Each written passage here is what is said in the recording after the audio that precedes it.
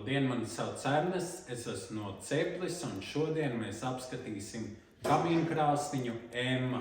Krāsniņai jauda ir ap 7 kW, tāpēc tās siltuma atdeve būs pietiekami lielai istabai, līdz pat kādiem 60 kvadrātmetriem. Augšdaļā mums ir 150 mm dūmats, šī daļa ir izlieta no čuguna. Tālāk jau ir tērauda plāksne, kuru var noņemt. Un šeit var redzēt pašu krāsniņas uzbūvi. Krāsniņa varētu teikt sastāv tā kā no 2 daļām. Šī iekšējā, kas ir pati daļa, varētu teikt dekamera, tad šī ārējā, kas vairāk ir korpus. Un ko šis dod? Vispār jau varētu teikt, ka šī dekamera peld pašā korpusā. Un tas ir labi, jo šī daļa sasils, un šeit ir gaisa sprauga, kas nozīmē, ka šeit nav tiešā saskarsme ar uguni, bet gan tiešā saskarsme ar siltu gaisu.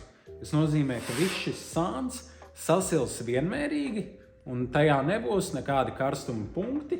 Un tas ir ļoti pozitīvi vienmērīgam siltumam, kas arī ir droši. Ja jūs netīšām tam pieskaraties, tas nebūs tik ļoti karsts, lai radītu kādus nopietnus bojājumus.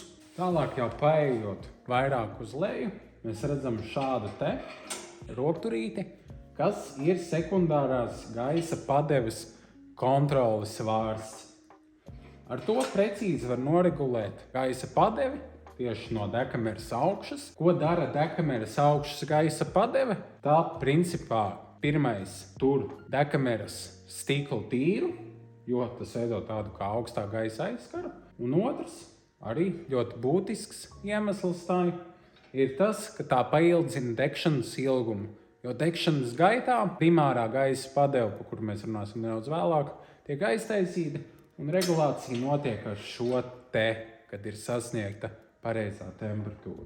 Tālāk apskatīsim pašu rokturi. Tas ir no tērauda, tam ir izgriezums, lai būtu mazāk šī virsma, mazāk tas sasiltu, bet tas jebkurā gadījumā var būt salīdzinoši silts, tāpēc labāk iesakam to lietot ar cimdu. Šai krāsniņai šis cimds nāk komplektā. Tālāk jau krāsniņas pats lielais dekameras stikls, kas būs tīrs, pateicoties šeit sekundārai gaisa padevēji. Un tālāk jau zemāk mēs redzam primāro gaisa padevi, kas vairāk vai mazāk strādā tieši krāsniņas sākuma iekuršanas stadijā, kā papildus gaiss, lai krāsniņa sāktu darboties, un kad tā ir sasniegusi piemērotu temperatūru, šo gaisa padevi aiztaisa, tad jau regulācija sākās ar sekundāro gaisa padevi. Attaisot dekameru, mēs varam redzēt tādu kā klikšķi, kas ir parasti ļoti labs indikators tam, ka šeit viss bija ļoti labi noblīvēts. Attaisot pašas durvis, ir ļoti patīkami redzēt, ka tās stāv jebkurā stadijā, kas nozīmē, ka malkas ievietošana būs salīdzinoši viegli, un arī tās atverās plaši, tā lai viegli ir pielikt malku. Un šeit jau mēs redzam vermikulīta plāksnes, kuras arī var nomainīt pēc kaut kāda laika, kad tās izdeg. Un krāsniņas apakšā redzam čuguni reste, caur kuru pelni iekrīt šajā pelnu atvilknē.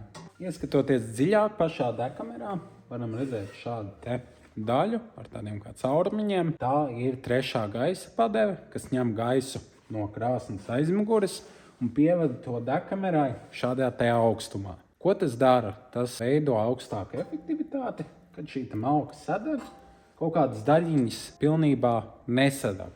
No šejienes tiek pievadīts papildus skābeklis, tās sadeg otrais. Faktiski krāsnes ir tīrāka un efektīvāka.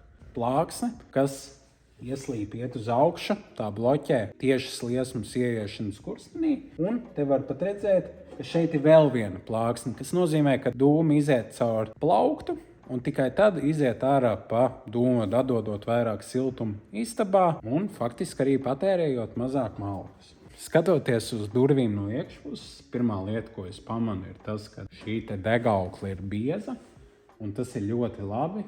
To arī varēja redzēt pašā sākumā, kad durvis tika attaisītas. Šis te attaisīšanās skaņa, blīvējums šai krāsnī ir ļoti labi nostrādāts pēc manām domām, ļoti efektīvs. Tagad jau nedaudz par krāsnes ietilpību. Varam paskatīties aptuveni, kāda garuma malka mums dekamerā ir. Ja mēs skatāmies šķērsi, tie ir 29 cm. Ja mēs skatāmies šādi, tie arī ir 28 cm. Bet, ja mēs, teiksim, skatāmies šādi slīpi, tad tie ir kādi 45 cm aptuveni. Tas normālais malkas garums būtu ap 30. Maksimums krāsniņā varēs ielikt pagals līdz 40 cm. Vienīgi jāskatās, tādā ideālā gadījumā pati kuršanās notiek zem šīs vietas, lai nezaudētu šo efektivitātes principu. Nekas jau traks nebūs, ja dedzinās augstā, bet labāk, kad ir šī malka 30–35 cm.